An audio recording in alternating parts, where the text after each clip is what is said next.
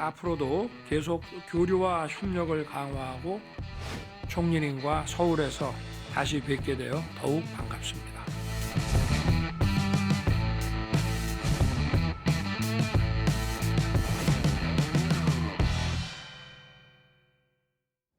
네, 전해드린 대로 4년 5개월 만에 한일 중이 정상회의가 열리면서 세 나라 정상 한자리에 모였습니다. 오늘 공동 성명을 발표할 예정인데 패널 두 분과 함께 정치권 소식 지금부터 짚어보겠습니다. 윤기찬 국민의힘 법률위 부위원장, 서영주 더불어민주당 상근 부대변인 모셨습니다. 반갑습니다. 안녕하세요. 안녕하세요. 자, 먼저 어제 있었던 이 양자회담 성과부터 좀 짚어보겠습니다. 한일 정상회담 윤 대통령 외교관계와는 별개라면서 라인 사태를 먼저 언급을 했었죠. 양국 간 좀 긴밀히 소통하기로 이제 의견을 모았고요. 또 한중회담에서는 외교안보 대화를 신설하고 또 FTA 2단계 협상 재개하기로 일단 이야기 나오는 거는 전 정도 이야기가 나오고 있습니다. 어떻게 평가를 하셨는지 먼저 윤기찬 정책의장께서 좀 얘기해 주시죠. 그동안은 이제 민주당 등 국내 일부에서 그 한미일 위주의 외교 정책에 대해서 비판이 많았잖아요. 예. 그러니까 지금 이렇게 대통령 정상회담에서 저런 걸 확인했지만 사실은 물밑에서 오랜 동안 노력해온 결과물이죠. 네네. 발표를 지금 할 뿐입니다. 예컨대 항저우 아시안게임에 한덕수 총리가 가서 시진핑을 만났단 말이죠. 네. 여러 가지 논의가 있었겠죠. 외교장관이 조태열 외교장관, 박진영 외교장관이 가서 또 고위급을 만나서 여러 가지 얘기들이 있어요. 예. 그때 나온 얘기들도 지금 들어있는 내용과 흡사합니다. 그러니까 야권에서 주장한 바와 같이 한미일의 치중한 외교를 했다 그러면 이런 성과가 나올 수 없죠. 그러니까 현 정부는 그동안에 쭉 기울여왔던 노력의 결과물인 것이고 따라서 야권에서는 기우였다 이런 측면이 하나 있는 것이고요. 예. 또 하나 한일 정상회담을 보더라도 사실은 뭐 죽창가만 부른다고 해서 이런 게 해결되겠습니까? 라인 사태 등이 그렇지 않거든요. 그러니까 이번에 야권에서도 정치적 공방이 국경을 넘는 일은 앞으로 자제해야 되겠다. 오히려 피해를 준다는 것이고 또 쉐샤반에서는 한중 정상회담 통한 이런 결과물이 나오겠습니까? 예. 이런 식으로 정무적 판단에 따른 정략적인 어떤 목적을 가진 행위들이 국경을 넘는 이런 우리 내부적인 정쟁의 형태는 좀 지양해야 되겠다 이런 생각이 들었습니다. 알겠습니다. 서영주 대변인께서 좀 평가를 해주시고 네. 비핵화 한반도 비핵화 문제에 대해서 논의가 이루어질지 또 어떤 내용이 나올지 그것까지 합쳐서 좀 말씀해 주셨어요. 일단은 뭐 이제 한일 중이 정상회담 같은 경우는요, 이거는 네. 뭐 오래전부터 있었던 정례화 회담입니다. 네. 갑자기 윤석열 정부가 오랫동안 준비해서 한 게 아니라요. 예. 이거는 1998년으로 기억합니다. 김대중 대통령이 아시안회의에서 이거를 제안했고 2007년도에 노무현 정부 시절에 예. 한국, 일본, 중국이 우리 정례적으로 만나자. 그래서 이 동북아 정세에 있어서 우리 삼국이 이런 여러 가지 현안에 대해서 논의하는 자리를 가져보자라고 해서 정례적으로 되는 것이지 윤석열 정부가 이거를 없던 회의를 만든 건 아니다라는 것은 좀 아셔야 될 것 같고요. 예. 두 번째 말씀드리는 것은 지금 일본과 라인 사태가 있고요. 중국과는 경제 문제가 있습니다. 그렇죠. 어차피 이제 총리가 온다는 자체는 시진핑이 아니고 결국엔 그 역할이 경제 분야에 치중하겠다는 중국의 의지고요. 예. 그런 의미에서 이 대한민국은 지금 현재 중국과 무역수지 적자 문제에 대한 대중 외교에 대한 문제들, 전략적 균형 외교에 대한 문제들을 이번 자리에서 어떻게 풀 것인지 그게 가장 핵심입니다. 예. 그래서 저는 그 문제를 풀고요. 안보 부분에 있어서는 좀 나름대로 좀 비핵화 부분들은 당연히 추진해야 되겠지만 총리에게 의견은 전달할 수 있지만 총리가 결정할 수 있는 사안은 아니다. 아니다. 외교 안보 부분은 정확하게 중국은 나눠져 있습니다. 시진핑이 결정하는 겁니다. 그렇기 때문에 이 북한의 비핵화라든지 외교 안보에 대한 그 공동선언이 나오려면 시진핑 주석을 만나야만 그게 가능하기 때문에 그 부분을 과도하게 여기에 의미를 부여하는 것은 지금 외교에 오늘 한일 중 이 정상회담과는 맞지 않는 주제다. 좀 그러게 좀. 제가 하지만 하나 네, 예, 말씀하시죠. 예. 하나 보태면요. 사실은 이제 맞는 말씀이긴 한데, 그러니까 리창 총리 같은 경우에 사실 이제 중국에서는 총리가 외교보다는 경제를 담당합니다. 근데 이제 아시다시피 이제 외교 안보 시대예요. 그러니까 외교와 안보가 경제를 추동하거나 영향을 받는 시대이기 때문에 예. 사실 두 조율이 됐다고 봐야 되는 것이고 이미 제가 말씀드린 대로 박진영 외교부 장관이 갔을 때 이미 이 2+2 그러니까 국방장관과 외교장관과의 그 회담 이런 부분들은 다 성사가 됐던 부분이거든요. 예. 그렇다면 시진핑 그 주석도 어느 정도 서로 간에 상의가 됐기 때문에 이렇게 발표가 되는 것이고 그다음에 이제 대중무역 적자 부분은 사실은 무역 구조의 변화 부분과 또 연관돼 있어요. 예. 그러니까 중국이 상당히 국산화를 많이 했기 때문에 우리도 네. 또 수입할 수 있는 부분이 줄었다는 거거든요. 그럼 우리가 수입 다변화를 통해서 해야 되는 것이지 예. 예를 들면 지난번에 교류 부분을 막았던 부분은 작년에 다 풀었단 말이죠. 관광객을 못 들어오게 했던 부분은 작년에 다 풀었어요. 이런 식으로 정부가 관여할 부분이 있고 관여하지 않을 부분이 있기 때문에 이 부분을 좀 구분해서 볼 필요가 있다고 봅니다. 알겠습니다. 자, 계속해서 다음 이야기로 해보도록 하겠습니다. 21대 국회 종료를 앞두고 지금 여야가 연금 개혁안 처리를 놓고 아주 팽팽한 기싸움을 벌이고 있죠. 21대 국회에서 처리하자는 이재명 대표의 이제 제안에 김진표 국회의장도 좀 힘을 실는 모양새입니다. 국민의힘 입장까지 함께 다 같이 한번 들어보도록 하겠습니다. 꼭 해야 할 일인데 시간은 없으니 불가피하게 우리 민주당이 다 양보하겠습니다. 여당이 제시한 소득 대체율 44%를 전적으로 수용하겠습니다. 이거는 제가 보기에는 최저임금 특검이나 이런 것보다 훨씬 중요한 겁니다. 21대 국회에서 반드시 처리해야 된다. 시간에 쫓겨 민주당 마음대로 결정할 사안도 아니고 민주당의 연금 쇼에 휩쓸려 처리할 법안도 아닙니다. 며칠 뒤면 22대 국회가 시작합니다. 의지가 있다면 다음 정기국회 내 처리가 가능합니다. 자, 지금 직접 들어보셨습니다만 김진표 의장도요. 21대 국회에서 모수개혁, 그러니까 얼마를 더 내고 얼마를 받게 되느냐, 요거 정도는 처리해야 한다. 이렇게 말을 하면서 이제 민주당 입장에 손을 좀 들어준 상황이죠. 국민의힘은 22대 국회는 논의하자, 22대 가서 좀 집중적으로 논의를 해보자, 이렇게 입장입니다. 일단 이 지금 상황에 대해서 국민의힘의 입장이 어떤지를 먼저 정리를 좀 해주시죠. 국민의힘이 대응을 잘못해온 건 맞아요. 예. 마치 이게 모수개혁이 국민연금 개혁의 전부인 양 국민들이 그렇게 인식하게끔 저희가 좀 방치한 부분은 없지 않아 있습니다. 예. 근데 사실은 국민연금 개혁이라는 부분은 모수개혁은 이건 국민연금법에 따라서 5년마다 하게끔 돼 있는 거예요. 그러니까 얼마를 걷어서 얼마를 줄지에 대해서는 네네. 그 5년마다 다 재계산하도록 법에 돼 있기 때문에 이것을 개혁이라는 명분으로 개혁의 전부인 양 국민들이 잘못 알 수 있게끔 한 부분은 국민의힘의 잘못입니다. 네네. 근데 실질적인 개혁은 이게 소득 분배를 국민연금에 넣을 것인지 특히나 이 국민연금을 지금 현 상태로 가게 되면요. 세대 간 소득 분배, 역분배가 됩니다. 그러니까 미래 세대의 돈을 지금 끌어다 쓰게끔 되어 있는 거죠. 예. 자, 이런 부분까지 감안해서 그다음에 기초연금하고 또 어떻게 연계할 것인지 퇴직연금을 또 어떻게 인발시킬 것인지 이런 부분들과 관련된 종합적인 대책이 필요한데 네네. 이 부분에 관련해서는 지난 18개월 동안에 연금특위가 논의를 거의 안 했어요. 근데 정부는 다 넘겼거든요. 모든 것들을. 그러니까 정부가 넘긴 부분에 이런 안들이 다 있음에도 불구하고 연금개혁특위가 논의를 안 했던 건 사실인 것 같아요. 그렇다면 지금 그 논의를 이어가자는 것이고요. 지금 이재명 대표께서 전향적으로 말씀 주신 것처럼 44% 소득 대체율 그리고 보험료 13% 예. 이것에 대해서는 거의 합의가 됐기 때문에 합의안을 전제로 해서 다음은 연금 본래 개혁을 하자. 이게 국민의 힘인 것이고 그다음에 이제 의석구조도 똑같아요. 그러니까 이재명 대표가 염려할 부분이 없는 것이고요.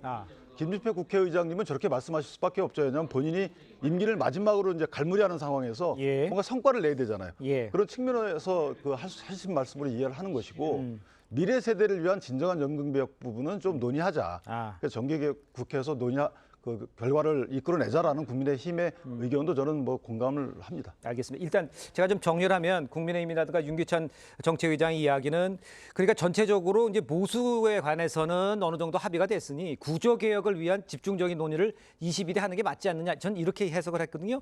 어떻게 생각하십니까? 그 계획은? 그게 상식적이지 않잖아요. 어디가 상식적이냐? 그러니까 이 연금개혁이라는 부분들은 모수개혁 부분이 있고 구조개혁이 있는데 예. 모수 구조개혁을 다 한꺼번에 하자는 게 지금 국민의힘이 22대로 미루자는 겁니다. 그렇죠. 근데 잘 생각해 보세요. 예. 21대 때 논의됐던 연금특위에서 18개월을 논의했습니다. 그리고 국민 세금이 20억이 들어갔어요. 그런데 21대에서 이거를 처리를 안 하면 22대에요. 절차라는 게 있어서요. 예. 아무리 예. 21대에 도출된 모수와 구조개혁 부분들이 있다 하더라도 그걸 그대로 받을 수 없습니다. 예. 또 연금개혁 특위를 열어서 일정 기간 또 국민 세금을 들여서 또 논의해야 돼요. 왜 이런 일을 하죠? 네. 그리고 특히나 윤석열 대통령의 공약 아닙니까? 연금개혁은. 예. 왜 대통령께서 이거를 마다할 이유가 없는데 왜 마다하는지 그냥 머릿속에 온통 야당이 먼저 제시를 하니까 예. 이거 본인이 어떤 정책적 이슈를 못 받아서 그냥 반대하는 거예요. 누가 보더라도 대한민국의 연금을 하는 전문가들이나 예. 많은 신문의 일간지 사설들은요. 받아라. 그렇게 하고 있습니다. 근데 국민의힘이나 대통령실은 22대 하자. 이틀 남았는데 이거 급하게 한다. 18 18개월 논의했는데 왜 안 됩니까? 그다음에 윤 위원장께서 얘기하듯이 모수개혁 자체는 법률상 5년마다 하게 돼 있어요. 예. 근데 27년 동안 이거를 묶어왔던 겁니다. 근데 윤석열 정부 들어서 이거를 논의해서 나름대로 여야가 이거 모수개혁을 야당에서 44% 양보하겠다잖아요. 네. 그러면 대통령이 얼마나 좋습니까? 본인의 공약이 21대 처리되는 거잖아요. 근데 그 1% 차이 때문에 이건 안 된다. 김진표 부장도 얘기하는 게 그러면은 합의된 모수개혁이라도 하자라는 거잖아요. 예. 그럼 22대 때 구조개혁을 논의하자. 네. 합리적이잖아요. 모수개혁만 하게 되면 이제 그 구조개혁으로 가는데 동력이 좀 떨어지지 않냐. 뭐 이런 것들이 국민의힘의 입장인 것 같아 보입니다. 그렇죠. 지난 2018년도에도 또 5년마다 한 그 시기였는데 네. 그때도 사지선다로 문재인 정부에서 냈잖아요. 그러니까 동력이 떨어지잖아. 그러니까 네. 쉽게 말하면 모수개혁만 하게 되면 국민개혁 다 한 거구나라고 해서 그다음에 또 선거가 있기 때문에 사실 이번 기회에 모수개혁 플러스 원래 본래의 개혁까지 하자라는 게 국민의 입장이고 대통령 공약이고 저희가 마다할 이유가 없어요. 그러나 실제 개혁을 하자는 것이지 법에 따른 국민연금에 따른 뭐 모수개혁만 해가지고 예. 개혁인 양 포장해서 가지는 말자라는 취지 주장. 아니 근데 그 개혁의 그 솔직히 과실은 윤석열 대통령이 먹는 거예요. 그리고 모수개혁은 말씀하신 대로 27년을 정치권이요 보험료과 소득 대체율 때문에 이거를 많이 걷고 적게 줄까봐 이거를 눈치 보느라고 안 올렸던 겁니다. 네. 그럼 모수개혁이라도 이번에 21대 해놓으면 이걸 가지고 논의하고 구조개혁을 이 부분에 대해서 모수개혁이 나름대로 27년만 됐으니 예. 그다음에 나서 5년 뒤에 또 모수개혁하면서 알겠습니다. 구조개혁하면 되잖아요. 예, 알겠습니다. 이게 너무 상식적이지 않습니까? 일단 이제 뭐 김진표 의장이 이제 원내대표 오늘 뭐 회의를 해서 합의 처리를 하는 방안을 모색을 한다니까요. 뭐 접점을 찾을지 한번 지켜보도록 하고요. 다음 이슈로 좀 넘어가 보도록 하겠습니다. 내일 국회 본회의에서 해병대 특검법 이 재표결이 진행될 예정이죠. 여당 내 이탈표 규모를 두고 여야 기싸움이 이어지고 있는 상황입니다. 민주당 박주민 의원과 국민의힘 추경호 원내대표 이야기를 한번 들어보겠습니다. 개인적으로 제가 7명 정도를 접촉하겠다고 말씀을 드렸어요. 7분 중에 6분을 제가 만났습니다. 6분 중에 절반 정도가 심각하게 고민을 해보겠다. 남은 기간에 왜 우리가 이렇게 처리하면 안 되는지에 관해서 지속적인 또 대화를 별도로 해나갈 생각입니다. 자, 지금까지 이제 김웅, 안철수, 유이동 의원에 이어서 최재형 의원이 네 번째 해병대 특검법 찬성 입장을 밝혔습니다. 지금 그 당에서는 어느 정도 예상을 하고 있고 어느 정도 숫자가 나오는 게 의미가 있는 거고 뭐 이런 생각하는 점들이 좀 있나요? 그러니까 뭐 17명 정도가 나오면 이제 가결이 그건, 된다는 네, 거잖아요. 네. 그러니까 그건 제가 볼 땐 불가능한 일이고 저렇게 공개적으로 찬성하시는 분들의 말씀은 네네. 진상규명에 동의한다라는 취지로 보여지고요. 네. 지금 민주당에서 저 특검법을 만들어서 통과시키려고 하는 이유가 대통령 탄핵이라고 저는 해석을 하거든요. 그럼 대통령 탄핵을 찬성하시면 되는 거고요. 대통령 탄핵을 반대하면 된다라고 생각을 합니다. 왜냐하면 예. 저게 수사를 막는 게 아니잖아요. 그다음에 특검을 종국적으로 안 하겠다는 것도 아닙니다. 원래 시스템대로 공수처가 수사하고 그게 미진하면 특검을 그때 하자라는 본래의 주장을 하는 거기 때문에 예. 만약 공수처가 객관적인 수사를 하고 있음에도 불구하고 주관적인 민주당 위주의 특검 검사를 임명해가지고 한다. 예. 오히려 더 비중립적이잖아요. 그런 식의 좀 왜곡된 특검은 지금은 하면 안 된다는 취지고 네네. 민주당이 특검을 이럼에도 불구하고 특검을 주장하는 것은 대통령 탄핵의 진정한 목적이 있기 때문에 지금 특검 법안에 찬성하는 분들은 대통령 탄핵을 염두에 둔 분들이다. 방임하는 분들이다. 이렇게 해석할 여지도 없잖아 있어요. 있다. 그렇기 때문에 전국적으로 고민하시다가 진상규명에 찬성을 하고 그러나 특검법 찬성에는 좀 고민하지 않으실까. 지금 찬성 의사를 밝히신 분들도 좀 그렇게 생각합니다. 진상규명에 찬성하고 탄핵에 하려고 하는 것이다라는 얘기를 해주셨는데 민주당에서도 이탈표가 나올 가능성을 지적하는 것에 대해서는 전혀 그렇지는 않습니까? 지금 뭐 국민의힘 이탈표를 걱정해야지 민주당 이탈표를 걱정할 때는 아닌 것 같고요. 예. 그거는 뭐 이제 말하자면은 희망이라고 해야 될까요? 예. 이탈표가 좀 나와라라는 것인데 보면 지금 국민의힘 상황이 좋지 않은 것 같아요. 네. 예를 들면은 한 가지 예만 보더라도 지금 전원 그 투표 시절에 전 의원들을 제석시킨 다음에 예. 전원 퇴장을 시키잖아요. 투표 못하게. 네네. 투표를 못하게 아예 막아버린다는 것은 비민주적인 어떤 비판에도 불구하고 예. 아예 그냥 투표도 하지 말아라. 다 빼버리는 겁니다. 그럼 뭐냐면 지금 원내에서 추경호 원내가 지금 예. 표단속을 하는데 잡히지가 않는 겁니다. 그게 대부분 이제 정가에서의 어떤 분석이고요. 그래서 저는 의외의 이탈표들이 있다. 지금 뭐 공개적으로 4표가 나와 있고요. 네네. 그래서 4명이면은 17 중에 13명 아닙니까? 그럼 13명이라면 과연 지금 낙천자 58명 중에 과연 13명이 안 나온다는 보장은 없다라는 차원에서는 예. 지금 굉장히 긴장감이 감돌 것이다. 그렇게 보고 있습니다. 알겠습니다. 그 홍준표 대구시장 요즘 이야기를 많이 하고 있죠. 여당이 대통령을 보호하지 못하면 윤 대통령이 중대 결심을 하지 않을 수 없을 것이다. 이런 전망까지 내놨어요. 뭐 여러 가지 의미가 함축돼 있다라고 생각할 수도 있겠는데 어떤 의미라고 보십니까, 저거는? 그래서 저는 저 부분을 뇌피셜 같지는 않고요. 네네. 본인이 어쨌든 그 대선 플랜을 위한 설계로 보여져요. 본인의 설계. 예, 그러니까 예를 들어 대통령을 보호해야 되는데 예. 대통령을 보호하지 않으면 대통령이 탈당하게 되고 그러면 예. 다음 정권 재창출은 어렵다. 그렇기 때문에 대통령을 보호할 수 있는 사람을 뽑아야 되는데 네. 당대표든 대선 후보든 한동훈은 아니다. 뭐 이런 취지의 주장인 것 같아요. 예. 거기에 여권의 다음 대표는 수도권의 중진을 지금 얘기하고 계시거든요. 그럼 본인이 수도권 중진을 본인 스스로 런닝메이트로 뽑아놓고 예. 본인 대권 주자로 본인이 선출되게 되면 대통령을 보호한 뒤에 정권 재창출을 할 수 있는 적절한 카드다. 뭐 이런 취지의 주장을 하시는 것 같은데 예. 근데 탈당 소식을 저렇게 말씀 주시면 의문의 일패는 대통령이 됩니다. 대통령이 마치 예. 탈당을 고민하고 있는 양상인 것처럼 보여지기 때문에 예. 전 대통령의 탈당에 대해서 저렇게 무게 없는 말씀을 하시는 것은 저는 당대표 내지 대권 주자를 꿈꾸는 분으로서 조금 적절하지는 않다. 이렇게 알겠습니다. 자, 다음으로 여야 소식도 함께 짚어보겠습니다. 민주당에서는 국회의원 원내대표 경선에 이 당원 투표를 반영하는 문제를 두고 갈등이 벌어지는 양상입니다. 사선 중진 우상호 의원 이 당원 투표 반영을 반대하는 입장을 밝혔었죠. 그런데 여기에 이제 양문석 당선인이 그런 의원을 향해서 아주 막말에 가까운 비난을 쏟아부었어요. 한번 제가 화면으로 좀 보여드렸는데 실의 정신이 20년 전의 기준으로 멈춰선 작자들, 구태 정치질 지겨워. 무식하면 용감하지요 우상호 씨. 이렇게까지 글쎄 한참 선배이고 또 의견을 나눌 수가 있지만 저렇게 양문석 의원 저렇게 좀 심한 말을 해도 되는 건지 모르겠어요. 그러니까 양문석 당선인의 발언이 네. 지금 이재명 대표에게 도움이 되는 이재명 대표의 정치의 가도에 도움이 되는 발언인지 모르겠어요. 예. 이재명 대표가 늘 얘기했잖아요. 우리 안에 작은 차이를 인정하고 다름을 인정하고 가자. 네네. 라는 거 아니겠습니까? 예. 그러니까 우상호 의원 같은 경우는 오랫동안 동교동계부터 시작해서 많은 민주당 내 정통적인 어떤 역사를 봐왔던 분입니다. 네네. 그리고 정치적으로 우상호 의원이 얘기한 게 틀린 게 아니에요. 근데 틀린 게 아니면 예. 본인과의 차이가 있을 수는 있다 하더라도 저런 식으로 막말에 가까운 원색적 비난하는 게 맞는가? 그래서 저는 유상호 의원에게 무식하면 용감하다고 하는데 그 말을 양문석 당선인이 그대로 하는 거 아닙니까?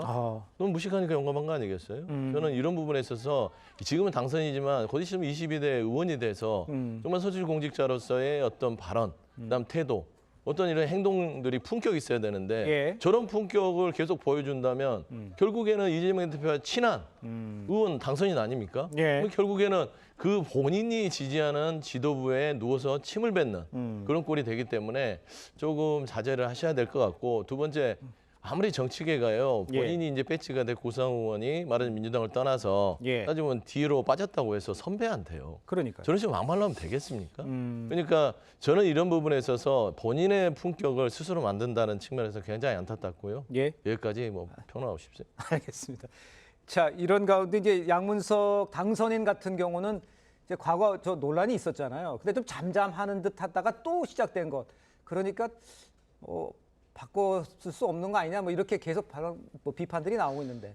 저는 이제 이쯤 되면 막가자는 거죠. 양문석 당선인이 아마 본인은 이제 그 본인을 뽑아준 역사적 사명이 있다라고 생각하시는 것 같아요. 예. 여러 논란에도 불구하고 사실 수인하기 어려운 논란이 있었음에도 불구하고 예. 공천을 유지시켜서 당선이 됐잖아요. 예. 그렇다면 이재명 당대표 측이 양문석 당선인에게 원하는 것이 있다. 예. 예를 들면 이재명 당대표 입장에서 보면 현실화될 수 있는 사법 리스크에도 불구하고 네네네. 당을 오랫동안 장악하려고 그러면 당원들의 영향력이 커야 되죠. 그러니까 이건 사실은 거의 임명직 수준의 뭐 당직자 선출이 있는 것인데 예. 이것은 이제 상식에 반하는 건 분명하지만 이재명 당대표 측 입장에서 보면 반드시 관철시켜야 되는 거예요. 그래야지만 어떤 일이 발생하더라도 본인의 영향력이 살아있는 거기 때문에 예. 저는 이런 측면에서 보면 양문석 당선인은 국회의원이신지 아니면 당직자인지 모르겠습니다.